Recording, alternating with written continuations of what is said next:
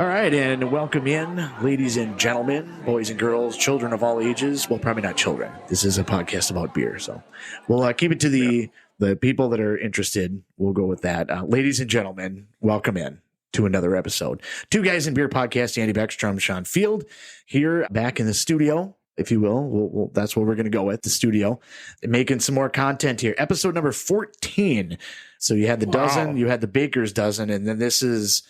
What dozen is this? Is just extra bonus? I don't have enough fingers for that. Right. I can't figure it out. It's too much arithmetic for me. You got to start taking your shoes off for something like this now at this point. So episode 14, and we've done many different kinds of beers, many different breweries, a lot of them from Minnesota, Denver, kind of bopped around the country a little bit. This one is going to be coming to you, well, from Minnesota, but the beer will be coming from you, or will be coming to you from Tarpon River Brewery in Fort Lauderdale, Florida.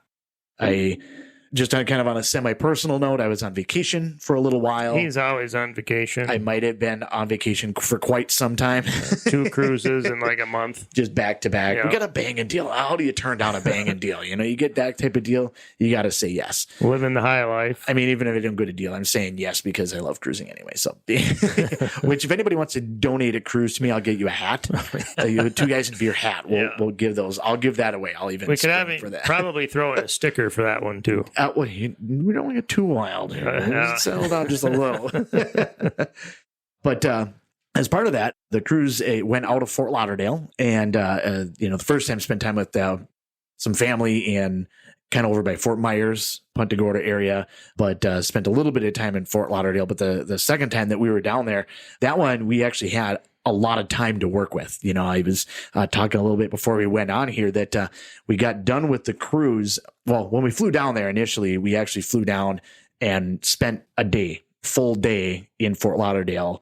Like got there kind of late, checked into the hotel, stayed a full day in Fort Lauderdale, and then the cruise was the next day. So I guess 2 days. And that's the way to do it. So you're not rushing when you get off the plane to try to figure out, get your luggage, go board on a cruise, get off, check in, relax for a day, get a bite to eat. And if you've ever flown out of Minnesota, there's some weather. There can be. Which ironically, I've flown out of Minnesota every time that I've flown. But I've only ever experienced a cancellation or delay once. Only one time. Which is, I mean, it's a testament. Like I worked at the airport for a little while in an emergency communications thing. But like if you're ever looking for something fun to watch, look up on YouTube the airport conga line. I don't know why they call it conga line, but that's what they call it. It's all of the trucks, all of the snow removal. Because you see it on like even on 35 or whatever, you get like 4 plows next to each other and they push it across. Well, it's kind of like that, but with much bigger equipment for all of the runways. Oh, okay. And they have it down to such a science that when it's snowing so bad you can't see anything, they're still crisscrossing and wig-wagging and going past each other, and they're not running into each other. I don't know how, but they have their own dedicated path and they practice it and just go right through all of it. Yeah, I suppose they have to, though, in order to keep the plane traffic flowing, I've heard different stats of like there's some of the top, it's one of the top airports routinely for keeping per capita. I don't know how you word that or whatever, but based on how much weather, because obviously you're not going to get a lot of snow delays in Dallas, but for places that do get snow, they're one of the tops being able to clear it and keep traffic on time or within the margins of whatever it's going to be. I've heard that a lot of pilots really like going in and out of MSP just because they don't have to worry about that as much. Sure. So. Well, it's, and the Minneapolis airport's always ranked number 1 or 2 in the country for like cleanliness, niceness, all the stuff that they rank airports on. It just came out a couple of weeks ago. And I read it. Well, we fell to number 2 this particular year, but the previous years we were number 1 a couple of years in a row. Or just layout of the airport, the ease of getting around, mobility, all those things. Which, having been to not a lot of airports, I say a lot, like I fly all the time. But no, you just cruise all the time. It's true, a lot of cruising. But you got to fly to be able to get there. It's of course the same airport down there that I go to. But I really do like MSP a lot. It is laid out nice, even Terminal 2 is, pretty nice. It's, easy to get back and forth. A little confusing, I guess, if you aren't familiar with it. It's clean. Just as far as weight is.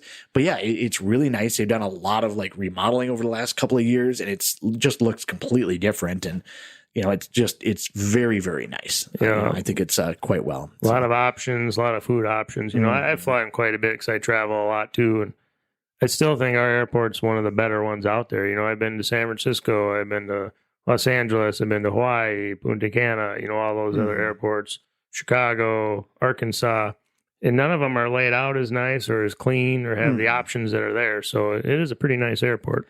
Yeah, so many of them seem, I don't want to say like run down, but just kind of like it's a good kind it's of fine. term. It's fine. Yeah. We're just, should we redo like the, recarpet and repaint it? Nah, it's fine. We'll wait till like something falls off the wall or something. Yeah, they look kind of dated. Yeah. Like they don't keep up on the upkeep, Yeah. Which is an investment, like, don't get me wrong. It's an investment, but yeah, I don't know. It's quite interesting, but yeah, they do a great job down at MSP. But anyway, yeah, getting back to the traveling, to ultimately run. Anyway, so the first time we flew down there or whatever, and then spent an entire day before getting on the cruise. The beer I actually ended up getting at the end of the cruise. But the first day, we kind of went uptown and got some stuff and kind of walked around like it was on a golf course. But it was weird because they shut down the golf course during COVID, but have never reopened the golf course on this golf resort.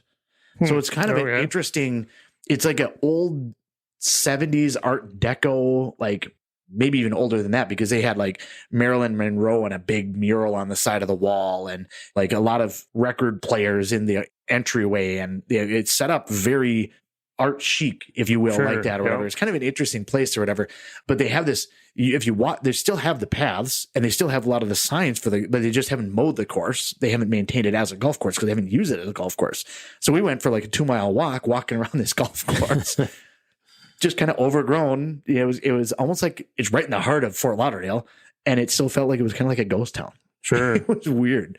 So it's kind of interesting. They wouldn't open it back up and kind of get it going, especially down there. I thought that they would. And it made me kind of wonder, like, well, not only have they not opened it up, but they haven't demolished it and put condos on it or something. Sure.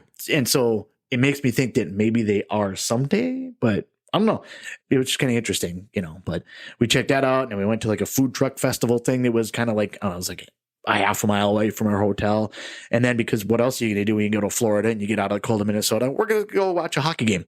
So why not? Went to a Florida Panthers game that night or whatever, which was kind of fun. They were playing the Blues. I had no stake in it, so it was really easy to get there kind of late, have a couple of drinks, get out of there in the third period, be able to get an Uber well before the rush happens, get back to the hotel, relax, kind of easy, nice and easy. So yeah, it's a good way to kick off a cruise. Absolutely. So anyway, so now that we get 10 minutes in, we can get back to the beer now. We can start talking about the beer. So the beer is from Tarpon River Brewing, which is in Fort Lauderdale. And we were looking for something to do kind of when we got back in port. And so we ended up going somewhere else, but Tarpon River was kind of on the list of things that we wanted to go to because I'd been there multiple different times, really enjoyed the atmosphere, kind of a cool place. In the past, they don't really do breakfast, or at least they didn't, because I think I got back on like a Tuesday. I think on the weekends they still do breakfast, but they don't do breakfast like on a random midweek day, so they still have like some pretty good food and they had good appetizers. Like I said, just kind of a fun place to be able to go. We've enjoyed it. We've gone there, like I said, a couple of times or whatever, but we went somewhere else and then we ended up there, and that's kind of where we came away with this. And so I talked with the server that was helping us out.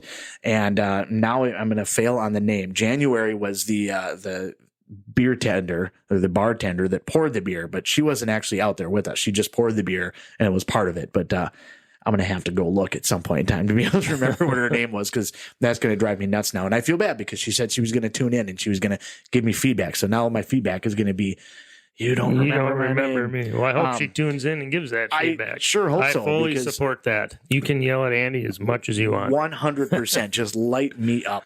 But she was the one that recommended the beer. So what we have here is Honey Love. It is an Imperial cream ale with, let's see here, crisp, lightly sweet finish and aromas of orange blossoms, smooth but caressing. Get it? Because like caressing, but there's a B on the front. So it's Sting. Get it? Got it. Sorry, I was admiring this bee and honeycomb on the can.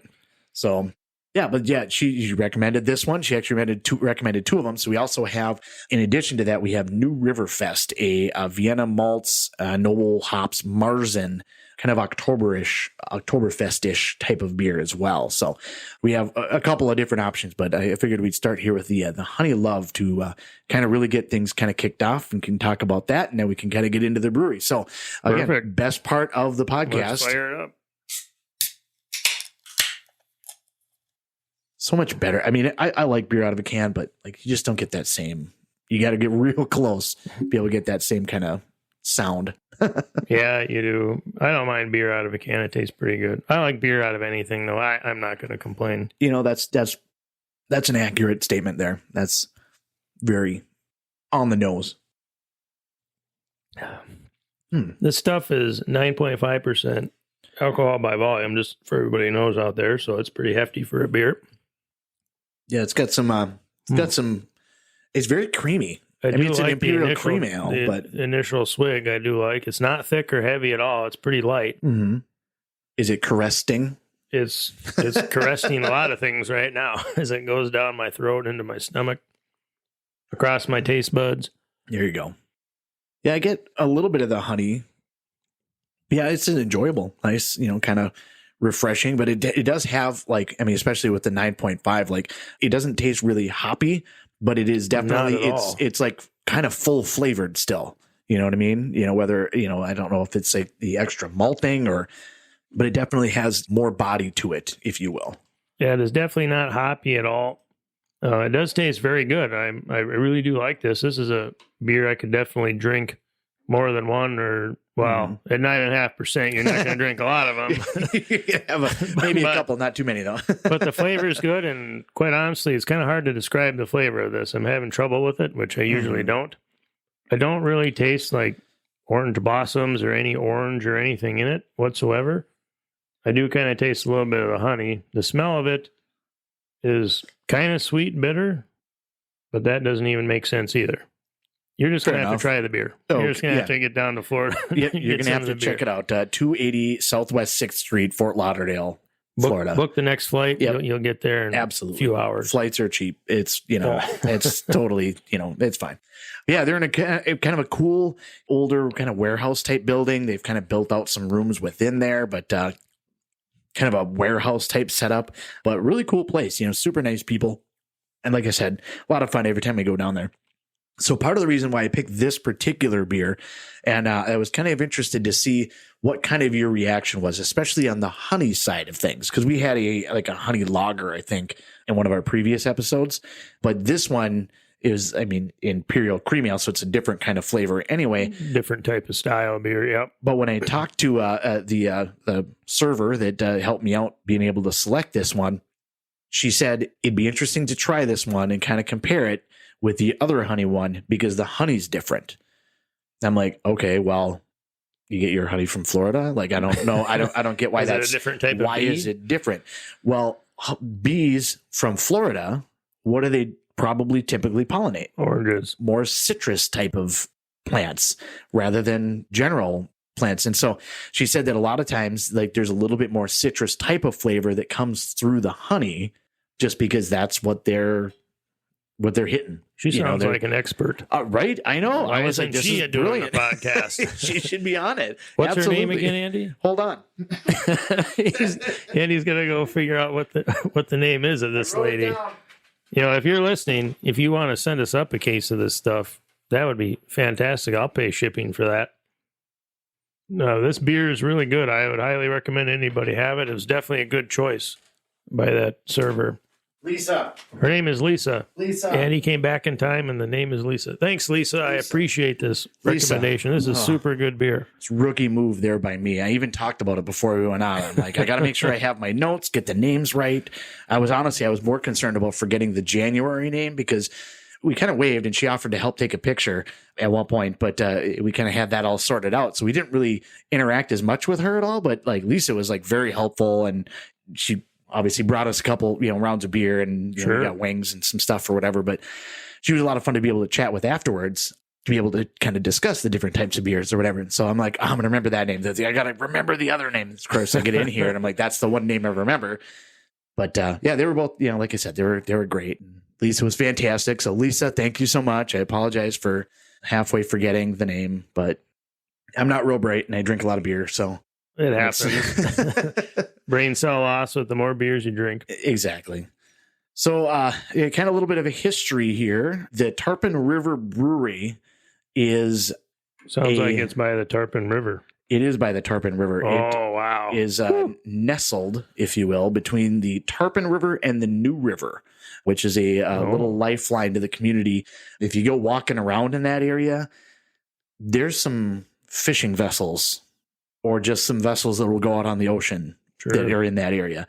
It's kind of crazy because you can walk through there and you can also see somebody that's just got like a little fishing boat or something. But you also see the decent sized ones that are going to be like maybe fishing boats. Yeah, you can see some of those.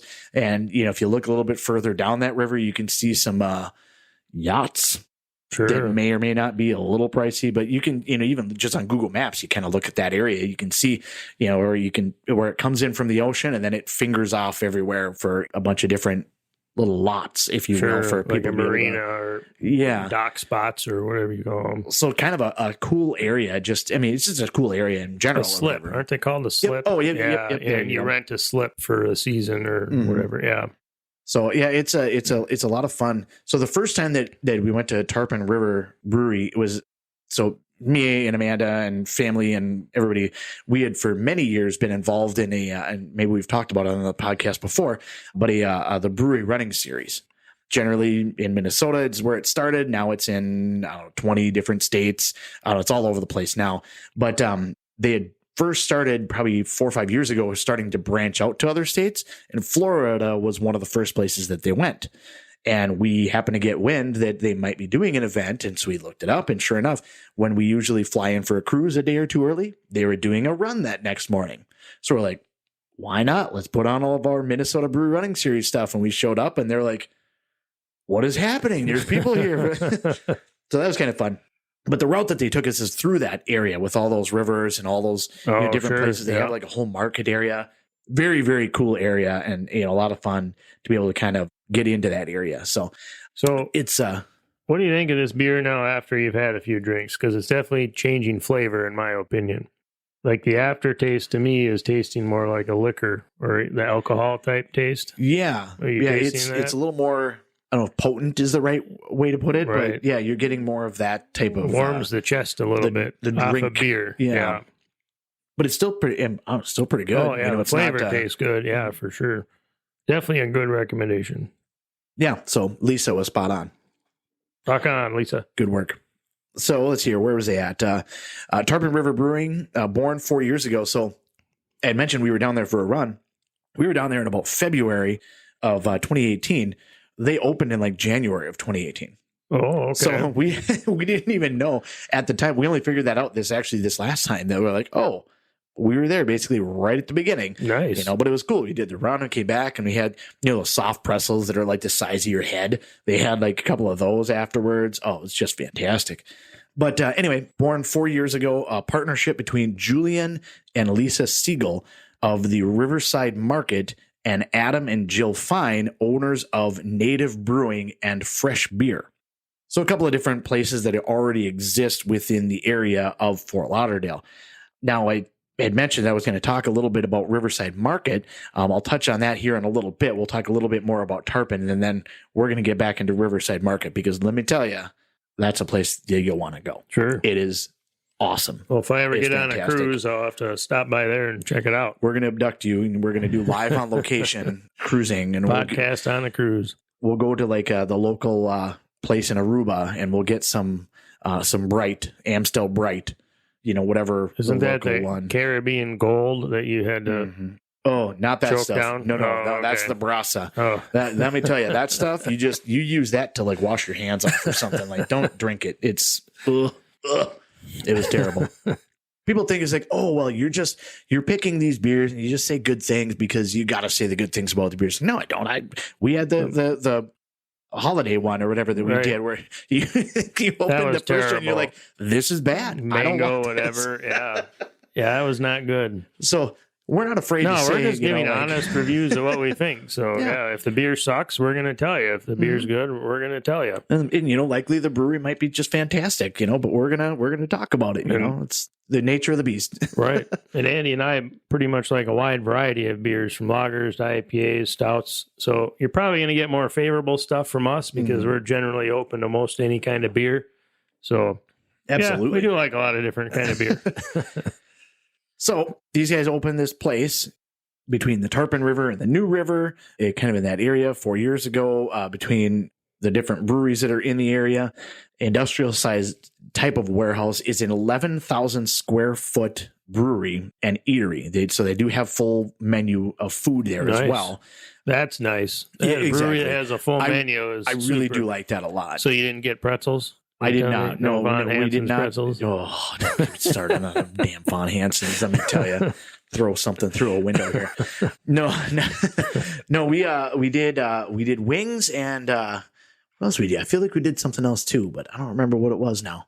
I got so distracted with all the beer that I had that day. They was trying different things and experimenting with different types of beers and whatnot. So I don't remember exactly what I had, but I know that I had wings for sure. Wings are always a good choice. I know at one point in time we tried to order some mozzarella sticks, but they were out.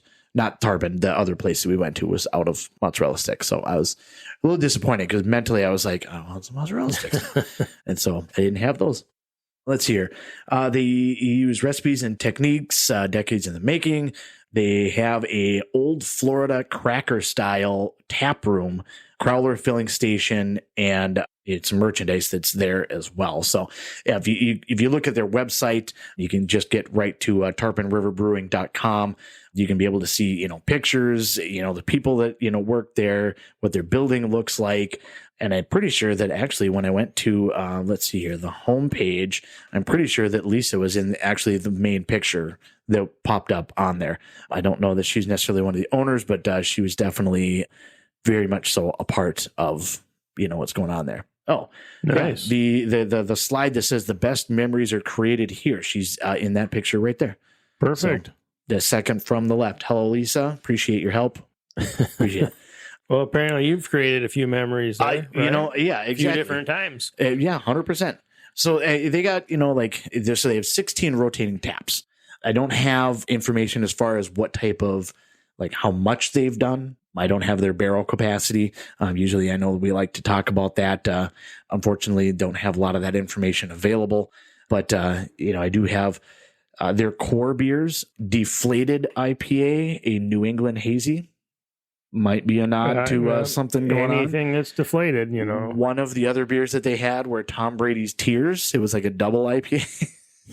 I was like, what's going on here? What's the issue double here? Double IPA. You think it would be a double IPA? They're kind of salty more, Right. You think, it'd be more of like a salt lager or something. Could be skunky since he's a cheater. It could, this thing smells terrible, like something smells, rotten in Denmark. Let's see here. Good as Gold Golden Ale, Insane American Light Lager. I think Amanda tried in the that. membrane. Insane in the brain. She said she really liked that one, and so that one was pretty good too.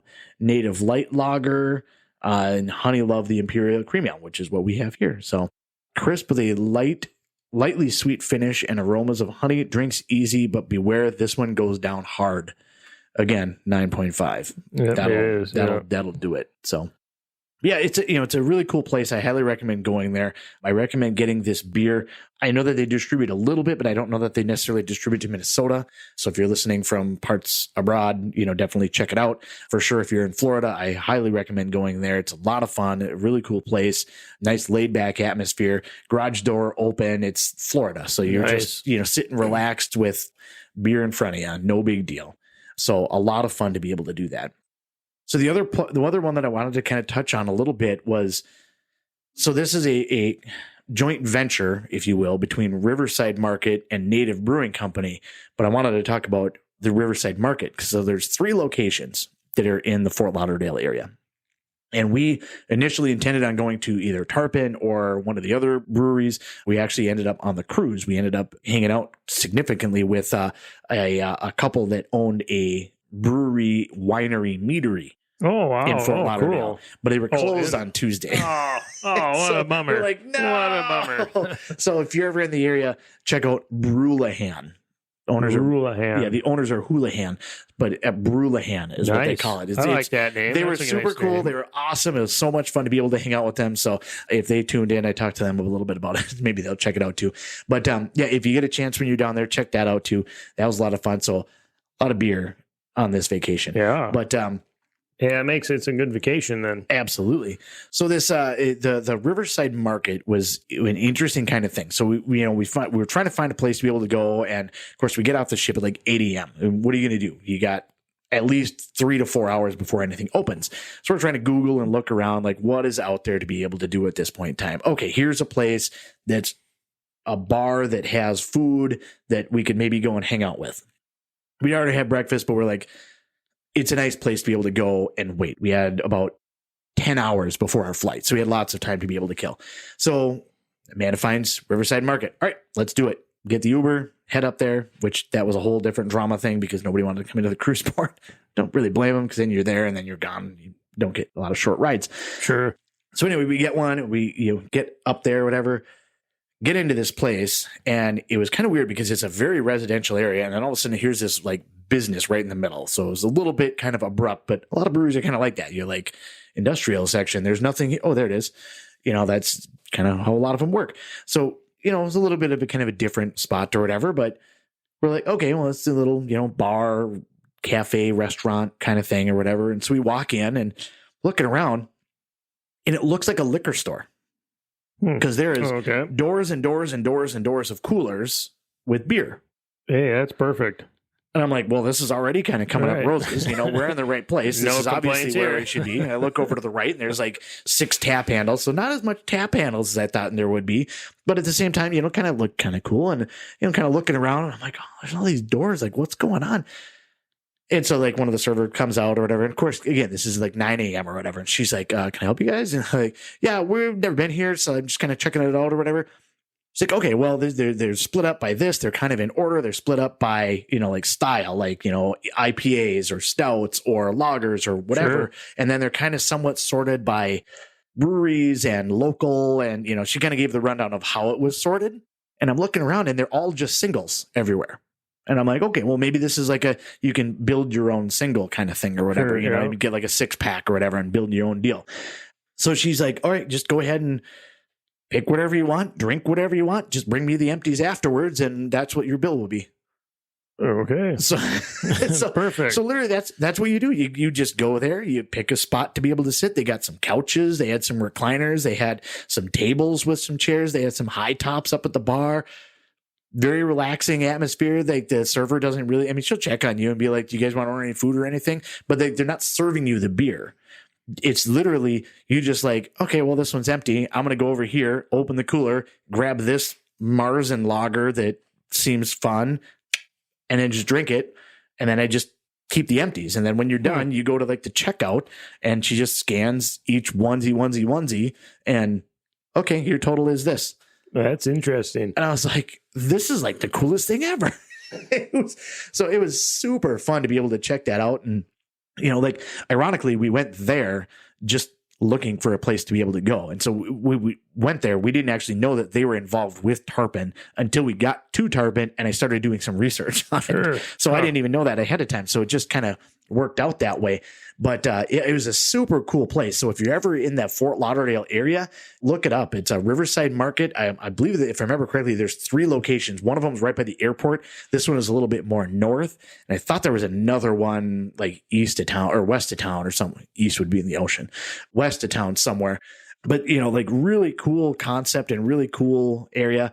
But it didn't seem like when you walk in, like it didn't seem like it was like a brand new bougie, very clean kind of, like it felt like a hole in the wall fun time bar. That's perfect. They had a bunch of stuff on the wall. They like the wood seemed aged, like it had character to it. Like it was just a nice, relaxing atmosphere. Like it wasn't dirty, but it was lived in.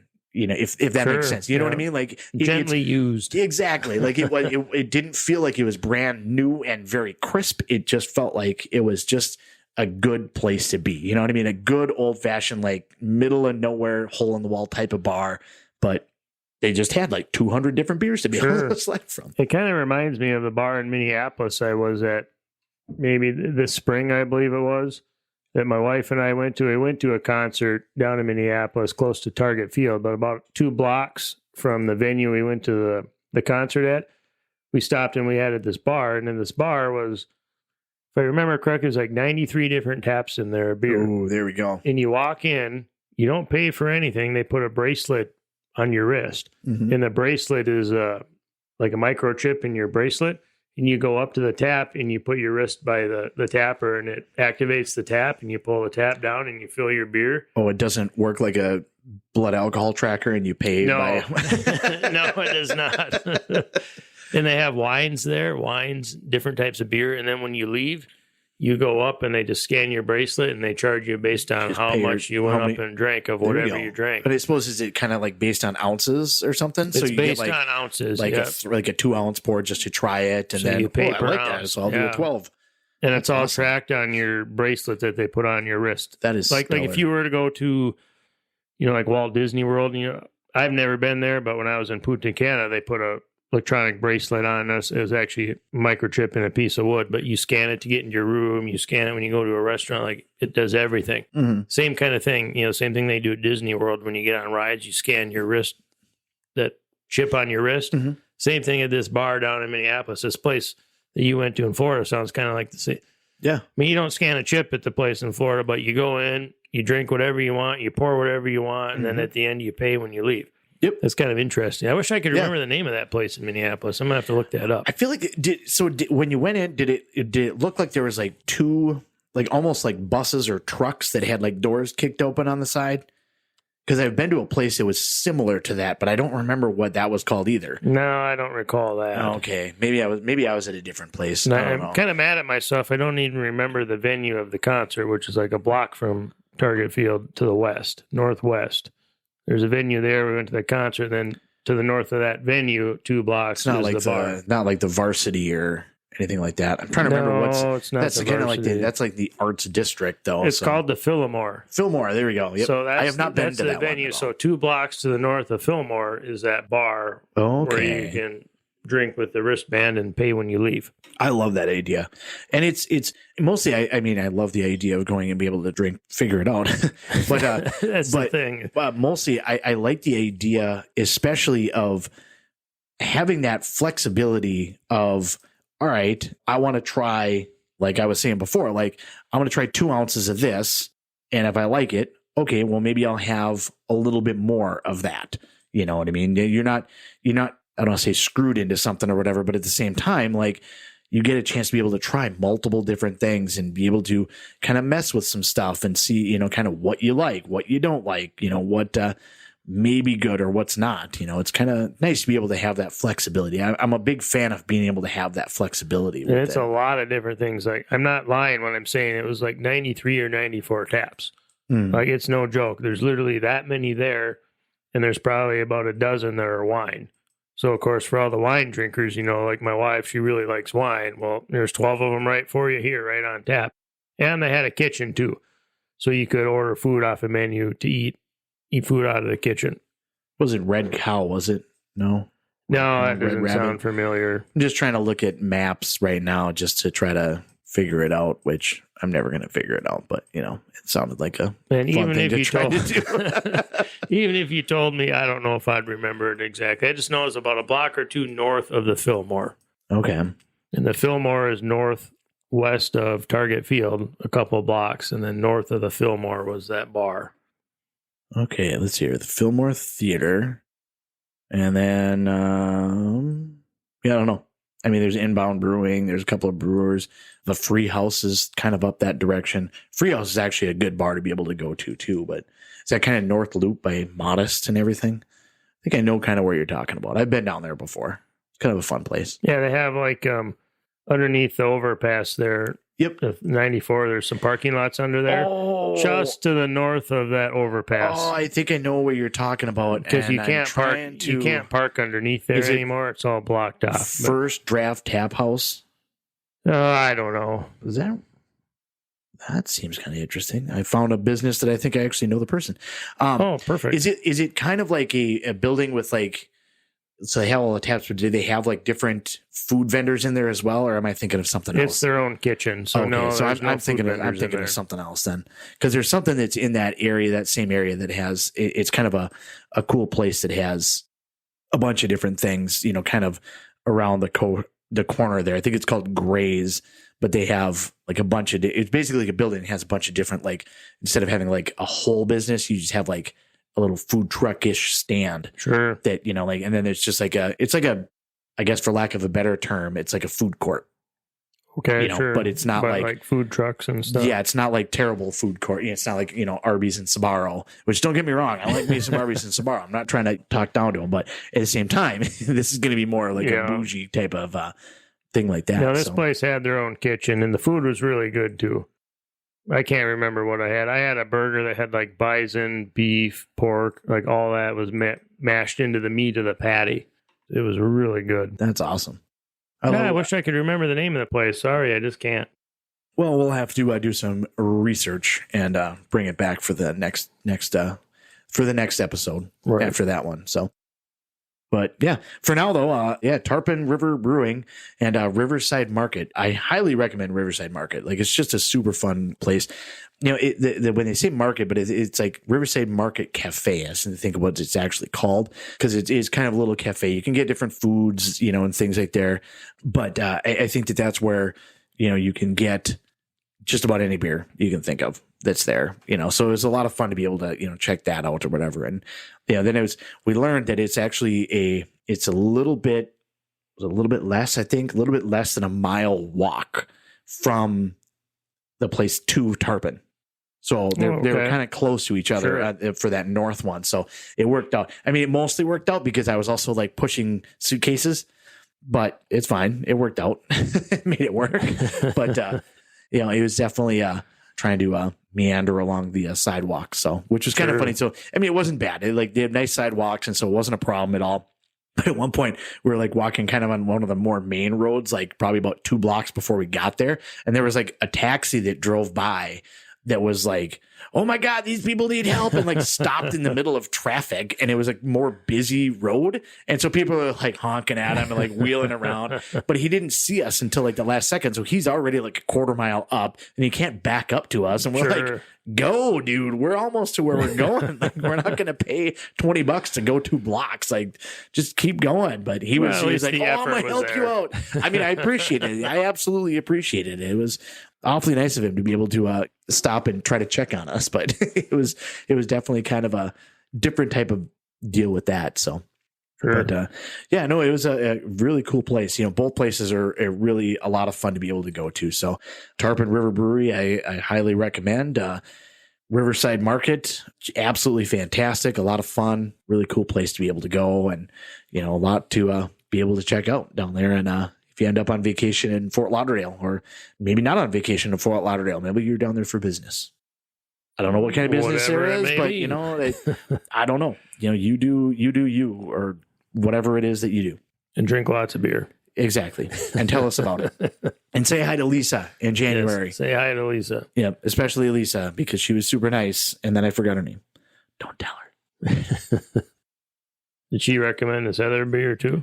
Yeah, so she recommended 2. This one was more just because it's just a good option, a good beer that they have. She thought that it was, a good option. Really, the honey one was the key one, just because of the difference in the way the honey, sure, which I thought was incredibly interesting, I guess, in my mind. That is interesting. Yeah, I agree. But this other one here, New Riverfest, it's a Märzen beer. This one's a full pint. This one's a tall boy.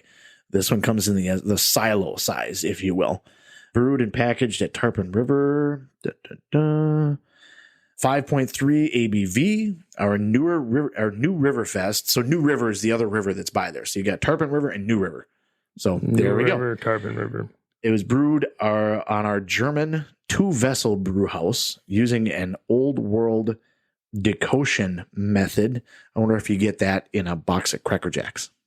I would hope so. With the Dakota That's ring. what I'm looking for. But it brings out the rich flavors of body of the Vienna malts We use noble hops to add a touch of spice to complement the nutty breaded flavors of this beer. So, perfect. at least the label, I'm assuming it's being that it's a Märzen and, kind of the nutty bready flavors, the way it's described, it kind of says to me that it's going to be kind of an Oktoberfest-ish kind of beer, which if you listen back to some of the Oktoberfest episodes that we had, they were quite fantastic. Looking back on some of the Oktoberfest options, obviously the Bell's Oktoberfest, Shell's Oktoberfest, and Breckenridge, all of the we did those in, what month did we do those? It was, if I can remember, October. There we go. That'll work. Did I tell you, and maybe we've discussed this, maybe I haven't discussed this or whatever, that there's an outside chance that Two Guys in Beer, well, at least half of it, unless you want to go, if you would like to go, we'll see. Might be going to Munich next year to be able to go to the Oktoberfest. Yeah, we'll have to look at pricing and all those things. Oh, absolutely. But you're going regardless because I'm pretty sure that I'm going. You might be running. Yeah, I'm not running. I ain't doing none of that. Absolutely not, especially at that distance. Ugh. Yeah. So Amanda got into the family. So all four sisters run. They're runners. And I don't know how I picked this family to be a part of, but, mistakes were made. Apparently I must have had a lot of beer that day. Mistakes were made. Don't tell her that. Mistakes were made. Don't tell anyone. I hope she's not on the treadmill right behind me. She might actually already be back and now plotting my revenge. But so she's done like a bunch of half marathons. I've done a handful of half marathons, more of the experience, more than the running. But I don't mind running. I got to try to offset the beer somehow, right? So she's done one full marathon, and she had said at one point, she wouldn't mind maybe doing another one. But the thing about doing a full marathon, there's a lot of commitment to it because if you're going to do a full marathon, you don't just go out there and run 26.2 miles. You got to do some training runs. A lot of training. And so you got to have at least a couple of days where you're running 20 plus miles as a training run, as a practice run. And I don't know if you've ever run that far, but it takes a little while. No. That's an entire day thing. Plus, you got to have a couple of days of recovery. You don't just get up and I'm just going to run around town the next day or whatever. 20 miles. There's a little bit of a process that goes in with that or whatever. Probably a little bit more than what my body would be able to handle. I don't know. Who knows? At one point, I said if I reached a certain goal weight, I'd do it again. But I've now not reached that goal weight. I've definitely marked myself safe from doing that. I hung a bottle safe tab from the goal weight on that. But anyway, she had said that she would do that, but likely would only do it if she were to get into one of the, it's 5 or 6 major runs. These are the big ones, like the New York City Marathon, Boston Marathon, Stockholm, Berlin, and I don't remember the other ones, but the big ones, you know what I mean? It's not just going to be all right, we're going to do the Graston 5K. It's not that. It's going to be a big major one that because even Boston, just because you can run the time to qualify for it doesn't mean that you even get in. Right. You have to still kind of half win the lottery to be able to do it. There's a lot that goes in with that. So anyway, so these guys put in for it. And I know that at least 2 of them, I think 3 of them might be doing the full marathon. It's still some negotiations and logistics to be sorted out. The other one is actually doing a cruise right around that same time. So she's like, I can't do it. But so they're going to be doing that. And so that was kind of, the discussion of okay, would you want to go with, to be able to check that out? And I'm like, I mean, I'd be fine, go to Germany, travel a little bit or whatever. I'll have to look and see what vacation time it is. But what time of year is this? And he's like, late September. First week of Oktoberfest. You could go ahead and drop a pin. You could have, how quickly I went to Google at that point to try to, all right, what is the timing? Where does that line up? Right. And everything we've been told is you don't want to go the first week because you can't drink anything until the mayor comes in, because we talked about it before, the mayor taps it. But the mayor's not always on time. They won't serve you anything until that one's tapped. And so then you got 145,000 people standing in one spot wanting a beer. So they're it'd be fun to do it one time for the one time. You know what I mean? Be able to be there and experience and check it out. But everybody's don't do that day. And I'm okay. I mean, I guess, could maybe make the concession. So the thought is, to actually do it maybe like a couple of days or the weekend after their run. Sure. That way they can better enjoy it, I guess, to a certain extent. I think that they'd be fine even beforehand because they wouldn't really necessarily get hammered. And even if they did, they'd have 4 or 5 days before the run anyway. Yeah. But at the same time, when you're a finely tuned athletic machine, you got to make sure that you respect the temple that is, running a marathon. And I say those things because I'm not doing any of that. That's not happening at all. So what do you mean? You're not a temple of fitness? Yeah. It's the temple of Buddha. It's Buddha. So anyway, so they're doing that. And like you said, it kind of lines up, roughly speaking, with, Oktoberfest. So very likely I'll be joining and going to, it's still like a 4-hour drive or 4-hour like train ride from Berlin to Munich. Like It's quite the trip to be able to get there. So it was kind of like, are you sure you want to do that? There's probably one local. And I'm like, I'll go by myself. Well, whatever. I'll go sit on a train. I don't even care. I'll learn German. I won't, but I will say that I will. Google Translate on your phone. It'll be totally fine. Yep. But everybody else is like, okay, yeah, let's just do the regular one. So it sounds like we have details yet to be figured out. A lot of logistics between now and like September, obviously. But it sounds a lot more like that's going to be happening. So strong likelihood of some Oktoberfest from the Oktoberfest coming up this year. That would be cool. So, well, once you let me know all the information, then we'll determine whether or not we come out with as well. Absolutely. That'd be fantastic. That'd be great. So, but yeah, that'll be coming up. So you have to like, share, and subscribe to the podcast. Tell all your friends because you got to follow along the journey. Is what it is right, now. Exactly. Now you got to know whether we make it. Will they make it? This is where the dramatic commercial break pops in. So, which if you're also a business looking to be able to support a podcast locally, feel free to reach out to Two Guys in Beer and let us know. But no, really, if you have any feedback, any comments or questions or anything like that, or even suggestions of, beers that you'd like us to try, or a brewery that maybe you're curious of the history of it, go ahead and drop us a line, comment on any of the social media and, just kind of give us your thoughts, give us kind of what you think and interact with us. We're happy to interact for the most part on any time. Well, I don't know if we're happy to, but we'll interact. Willing to. Yeah, we're willing to. It's probably the... Going to add one more thing before we get too deep in here. Let's see here. Why did that didn't, so I tried to look something up and it went to a completely different thing because that's, perfect. That's how everything happens. That's just what it is. So today's random fact of the day. Oh, here we go. Let's go. No. Drum roll. It wants me to do cookies. Then we got nothing. God dang. He's eating cookies. Dang cookies. Sorry, I had to go to a different spot because it went away immediately. The Grand Theft Auto franchise that many people are... It's a good franchise. A lot of fun. Yep. They have lawsuits that total over $1 billion. Wow. There's a lot of controversies that surround the game due to the nature of its gameplay, and Rockstar North has faced many legal complaints of copyright and influencing young players to commit illegal acts. Isn't that like every game for the last 20 years? Oh, absolutely. But now and that's just something about how big the franchise is if they have that many lawsuits. So they have $1 billion worth of lawsuits that they have either are or have faced. So just kind of and that's, I'm not trying to go down any type of road. That just happened to be the random fact that I happened to pull up. It sucks for Rockstar. I hope you have some good lawyers. I'm sure they do. I could have instead said that a dime has 118 ridges on its edge, but I instead went with super. Rockstar. That's super. Mm-hmm.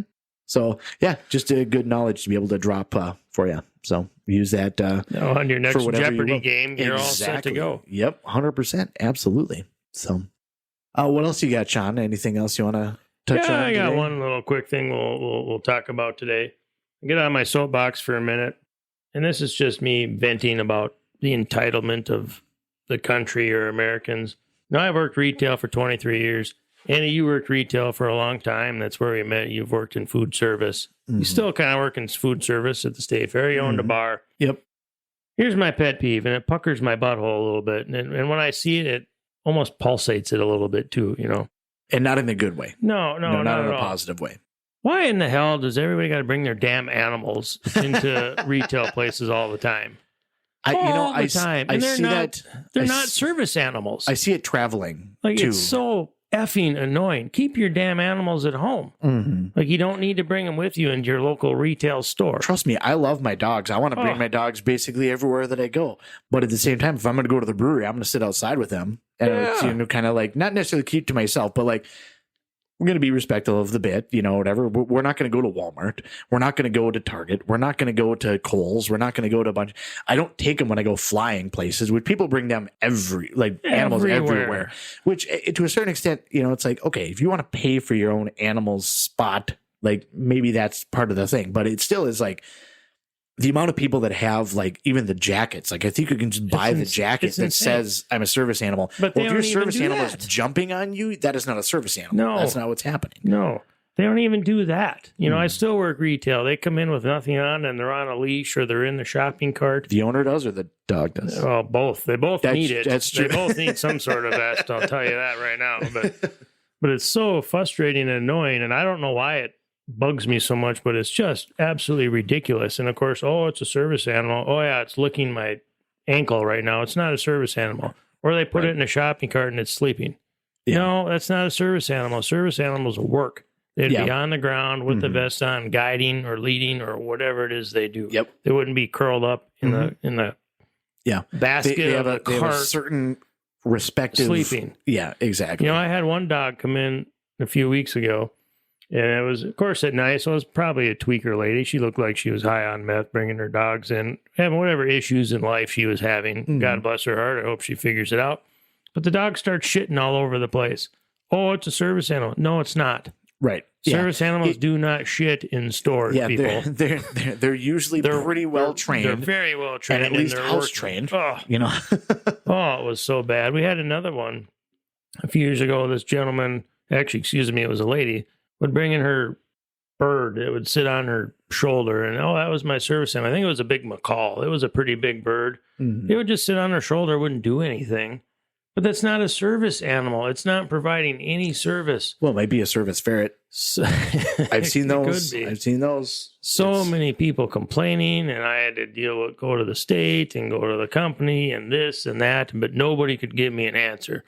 Basically, they just left it up to us at the store, and we're like, "No, you're not bringing your bird in here anymore. Sorry." When really, what it boils down to is, which I'm actually surprised they even went that far, because there's so many places that are like, "Well, we can't ask what the service is, so we're just going to have to, right. We're just going to have to eat it." Meanwhile, you got half the other customer base that's like, "What are you doing? Your dog is pissing on my oranges over here. We can't do anything about it." So yeah, there's a lot of that going on. So. It's horrible. It's just annoying. I don't understand. Leave your damn animals at home. Like they can handle being at home for a couple hours while you're at the store. Yeah, it's just crazy. And like I said, it really depends. Just be, I don't say cognizant, but like be respectful of where you're going with it. Because like I said, like I'll bring my dogs to the brewery. I'll bring the dog. Some breweries allow it. They're like, animals are welcome here. Then bring your animal then. The pizza pub that we go to has a nice outdoor patio area. We go out there, but we don't like try to truck them inside, and like I trust that they wouldn't cause any problems. But at the same time, I know that they're not service animals. Right. You don't bring these animals into a grocery store. They are there for my my mental health for sure. Because that's not a service animal, though. That's an emotional support animal. Exactly, it's a whole different. Yeah, it's a whole different ballgame. Yeah. So, but they're getting a little harsher on the laws, though. Even where at my place of employment, we did put signs up where they're not allowed to come in the store, and they're not allowed to be in the shopping cart. They have to be on the ground actually performing a service. So you can't pick them up and put them in the cart and sleep. But tote them around in like a baby carriage. Right. But my God, it was just pissing me off these last couple of weeks. I'm like, what in the F is going on here? Keep your damn animals at home, especially the one that's shitting all over the floor. Get out of here with that thing, Yeah. But what do you do, I guess? I'm just tired of the entitlement. Yeah. And customers come in and just, well, I'm going to do this because I can. Get the fuck out of here. Customer's always right. Bullshit. Come on. The customer. Bullshit. You know, that's, you see it on like social media and Facebook or whatever. It's like anybody that truly believes that has never worked in a service industry. Right. Of any kind whatsoever. Exactly. Absolutely. So that's my rant about that. That's all I got. I just needed to get that out of my chest. Screw you and your dogs and pets when you bring them in the store unless they're an actual service animal. Yeah. We'll be clear. The disrespectful ones, not the good one, not the good boys. Right. You know, I don't need birds. Yes. I don't need you pooping all over the place. The goodest boys, they are still loved. You know, that's fine. But the rude ones, they got to go sit outside. So, yeah, that's our episode today. 14 episodes deep now. Tarpon River Brewery today. I hope you enjoyed the episode today. Again, like, share, subscribe. Check us out on all the major platforms. Tell your friends, tell your enemies, tell your neighbors. Just, I don't know, hit us up or whatever. We'll send you some stickers or something like that. Just start slapping them on mailboxes or something and get the postal service involved and have them listening while they're out doing their due diligence. But we're on anything. We're on TikTok now. We're on TikTok now. YouTube is we're not in Utah, but we're on YouTube. I wouldn't mind being in Utah right now. I like to travel. Bad. Yeah, it wouldn't be bad. Go check out maybe Salt Lake. Check out maybe the Olympic Village or something. Be kind of fun to be able to check something out. But Facebook, Instagram, X, Twitter, whatever, all the different things. Definitely pass it along, and that'll be my challenge to you. 2 challenges. 1, give us one piece of feedback, positive, negative, whatever it may be, or pass this along to one person. Even if you don't just share it. That would be awesome. If you just share it just on, like on your, like repost the Facebook post or, repost, like Instagram or something like that. But I challenge you to just tell one person, like a coworker, is like, hey, you like podcasts and you listen to like how to rebuild your lawnmower in 3 days. You would like this instead. Or in addition to, I don't know, just try to help us spread the word a little bit. We definitely appreciate that. We'll get you some stickers or something if you want. Just hit us up on social media and leave us a comment or, some feedback. We'll definitely enjoy any type of feedback. Yeah, that would be awesome. And especially YouTube. I don't think we've talked about it much, but pretty soon here we'll be having video of our podcast. We'll actually be on YouTube for video for everybody watching, not audio only. Trying to figure out how to be able to do the animated overlay so that people don't actually see what I actually look like. So that would be fantastic if you could subscribe on the YouTube. That would really help us out a lot with our algorithms and everything there. So we'd really appreciate that. We appreciate you tuning in. And until next time, everybody, cheers.